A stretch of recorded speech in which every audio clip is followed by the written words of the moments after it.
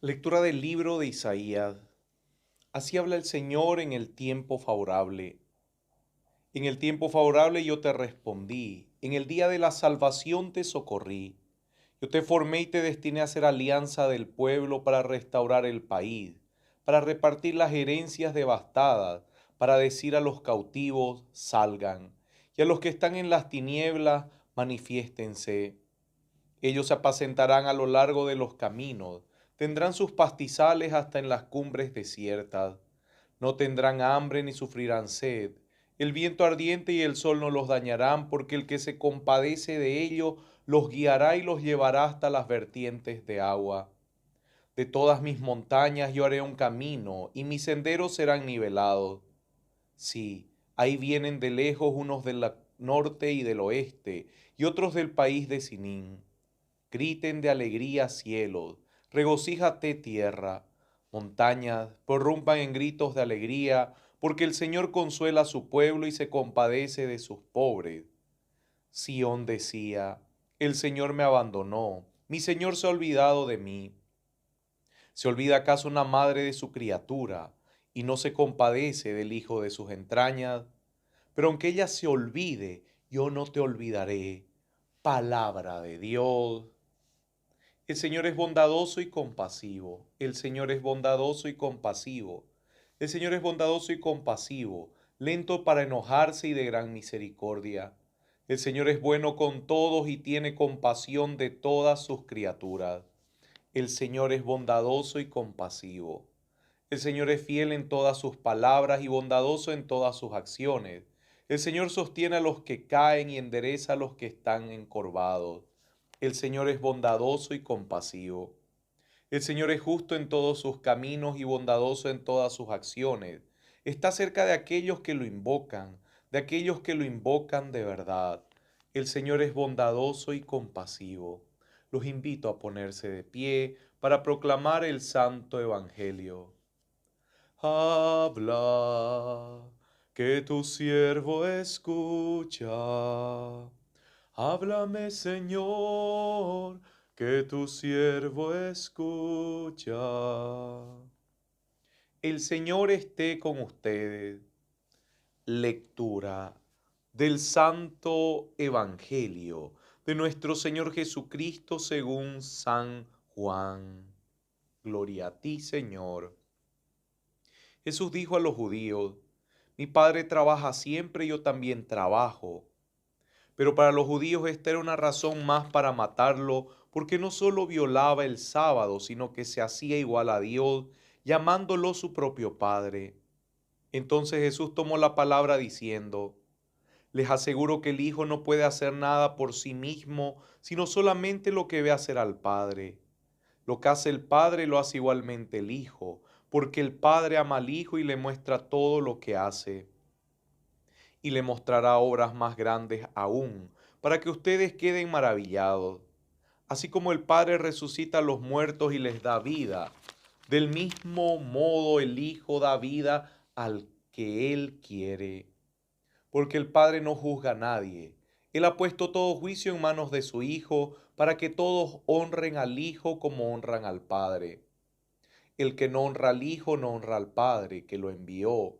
Les aseguro que el que escucha mi palabra y cree en aquel que me ha enviado tiene vida eterna y no está sometido al juicio, sino que ya ha pasado de la muerte a la vida. Les aseguro que la hora se acerca y ya ha llegado en que los muertos oirán la voz del Hijo de Dios y los que la oigan vivirán. Así como el Padre tiene vida en sí mismo, del mismo modo ha concedido a su Hijo tener la vida en sí mismo, y le dio autoridad para juzgar porque Él es el Hijo del hombre.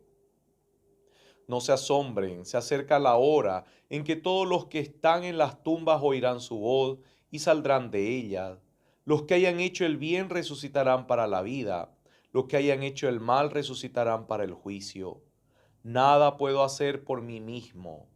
Yo juzgo de acuerdo con lo que oigo y mi juicio es justo, porque lo que yo busco no es hacer mi voluntad, sino la de aquel que me envió. Palabra del Señor. Gloria a ti, Señor Jesús. Pueden sentarse, queridos hermanos.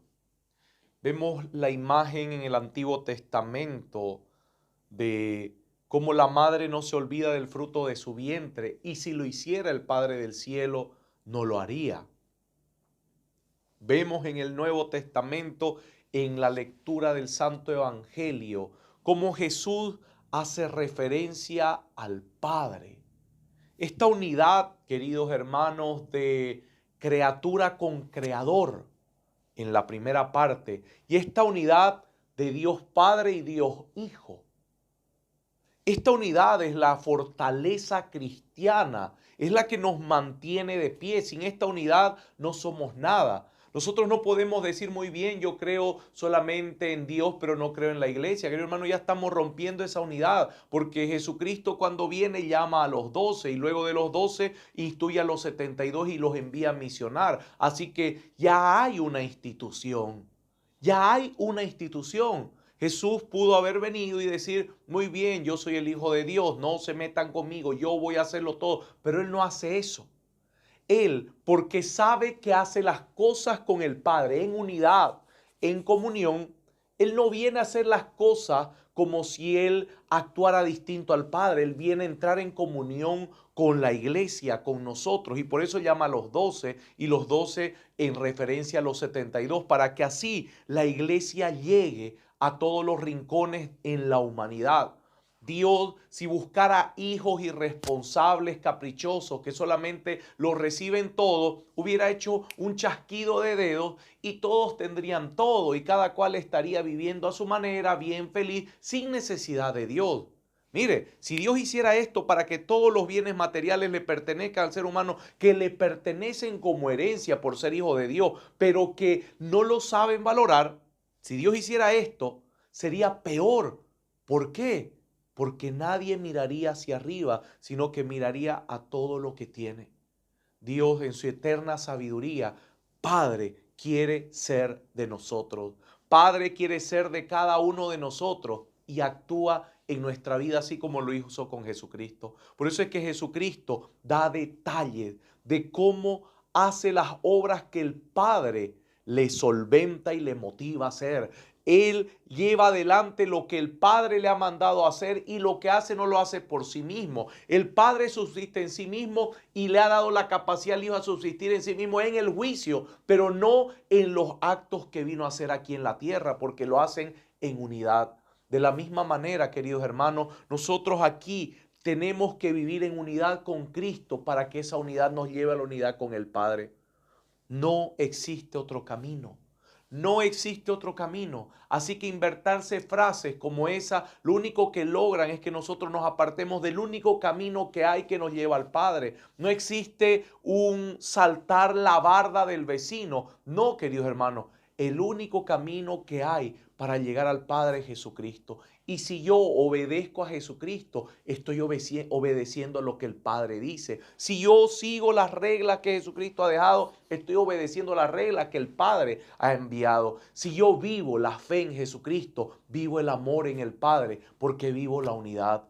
Eso es la importancia de Cristo con el Padre y de Cristo con la iglesia. Cristo al unirse a la iglesia como cabeza, nos une a nosotros al Padre. Esto es precioso, es un acto de amor hacia nosotros para llegar al Padre. El Padre envía a Jesucristo, Jesucristo se une a nosotros para unirnos por medio de Él al Padre. Y esto se hace un acto de amor que nunca acaba. La iglesia ha sido levantada para que juntos la construyamos y en esa unidad a Cristo podamos llegar al Padre, porque es la unidad de la verdad y la verdad nos hace libres. Amén, amén, amén.